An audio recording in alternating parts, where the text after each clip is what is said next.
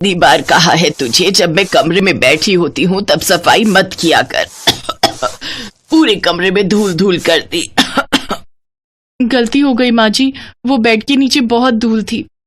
हाँ, और वो इसलिए क्योंकि तू रोज के रोज साफ नहीं करती ना। आपकी कसम माँ जी, कल ही झाड़ू मारी थी मैंने।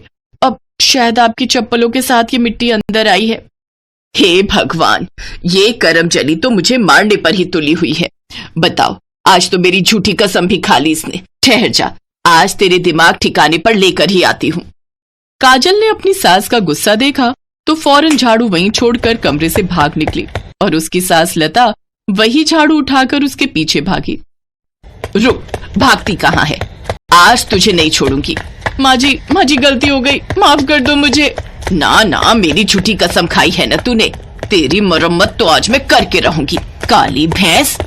इसके बाद लता ने अपनी बहू काजल की उसी झाड़ू से जमकर पिटाई की। काजल सेहत की अच्छी थी और उसका रंग भी थोड़ा काला था, इसीलिए लता उसे काली भैंस कहकर चिढ़ाती थी। उस दिन अपनी सास से मार खाकर बेचारी काजल बहुत रोई और अपनी किस्मत को कोसने लगी। फिर रोते रोते वो घर में बने मंदिर में गई। हे माता रानी, मुझे किस गलती की सजा मिल रही है? मैं अपनी सास को खुश करने की चाहे कितनी भी कोशिश क्यों न कर लूं, लेकिन उन्हें बस मेरा मोटापा और काला रंग ही दिखता है। आखिर कब तक ऐसे वो मेरी बेइज्जती करती रहेंगी और मैं ये सब बर्दाश्त करती रहूंगी। काजल माता रानी की मूर्ति के सामने हाथ जोड़कर काफी देर तक रोई और फिर उसी शाम, अरे खाना बना कि नहीं? जी माँ, बस ले ही आई।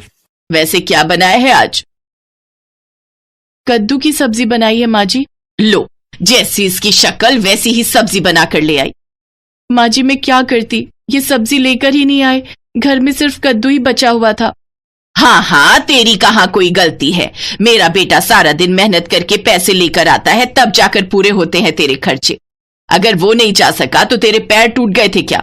अरे थोड़ा चलकर जाती बाजार तो थोड़ी चर्बी भी पिघल जाती तेरी। सच में किसी काम की नहीं है तू। अरे तुझसे अच्छा तो एक भैंस खरीद कर ले आती, वो तुझसे ज्यादा काम आती इस घर के। अपनी सास का ये ताना काजल से बर्दाश्त नहीं हुआ। उसने अपनी सास को तो कुछ नहीं कहा, लेकिन गुस्से में अपने कमरे में चली गई। फिर रोते हुए बोली, हे माता रानी, क्या वाकई एक भैंस मुझसे बेहतर है? अगर ऐसा है तो मुझे एक भैंस ही बना दो। उसके बाद मेरी सास खुश हो या ना हो, मैं उन्हें अच्छा सबक सिखाऊंगी, ये तो पक्की बात है।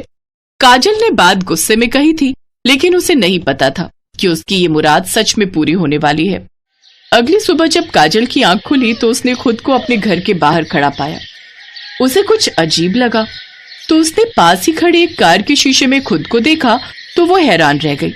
वो वाकई एक मोटी तगड़ी भैंस बन चुकी थी। अपनी ये हालत देखकर काजल को रोना आ रहा था, लेकिन उसका रोना भी अब भैंस की आवाज में था, जिसे सुनकर उसकी सास लता घर से बाहर आ गई और फिर, अरे इतनी तगड़ी भैंस ये किसकी है और यहाँ कहाँ से आ गई?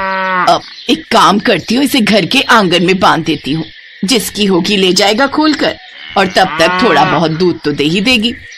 लालची लता ने काजल को अपने घर के आंगन में खूंटे से बांध दिया। 2 दिन इसी तरह बीत गए, लेकिन कोई भी भैंस को लेने नहीं आया और हर बीतते दिन के साथ लता की खुशी भी बढ़ती जा रही थी। असल में लता की खुशी दोहरी थी, क्योंकि एक तरफ तो उसे एक तगड़ी दुधारू भैंस मिल गई थी, तो दूसरी तरफ उसे लगा कि काजल घर छोड़कर चली गई है। फिर उसी शाम, अच्छा तो फिर आ गई सासू माँ, आ जाओ, अब एक एक चीज का हिसाब होगा। जैसे ही लता काजल के पास आई, वैसे ही काजल ने पूरी ताकत से वो जमीन में गड़ा खूंटा ही उखाड़ दिया और लता के पेट पर अपनी पिछली लात से जोर से दे मारी।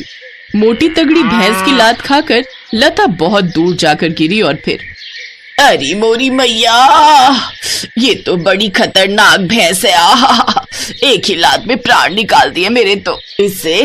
इसे तो भगाना पड़ेगा, वरना ये तो मुझे मार ही डालेगी। ये कहकर लता ने पास ही पड़ी झाड़ू उठाई और भैंस की तरफ दौड़ी। ये देखकर काजल ने सोचा, अच्छा फिर से वही झाड़ू ले आई माँ जी।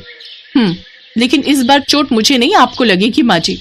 काजल भी गुस्से से लता की तरफ दौड़ी और एक बार फिर लता के पेट में जोर से लात मारी और इस बार लता हवा में कई फीट ऊपर उछल गई और फिर जमीन पर आ गिरी। काजल को अब भी शांति नहीं मिली थी। उसने फौरन अपने अगले पैर लता के कंधों पर रख दिए लता को लगा कि साक्षात यमराज उसके सामने खड़े हैं और अब उसके प्राण ही चले जाएंगे। लेकिन फिर काजल पीछे हट गई और बिना पलटे घर से बाहर चली गई। भैंस को बाहर जाते देख लता की जान में जान आई और फिर अगली सुबह घर की डोरबेल बजी तो काजल इंसान के रूप में वापस आ चुकी थी।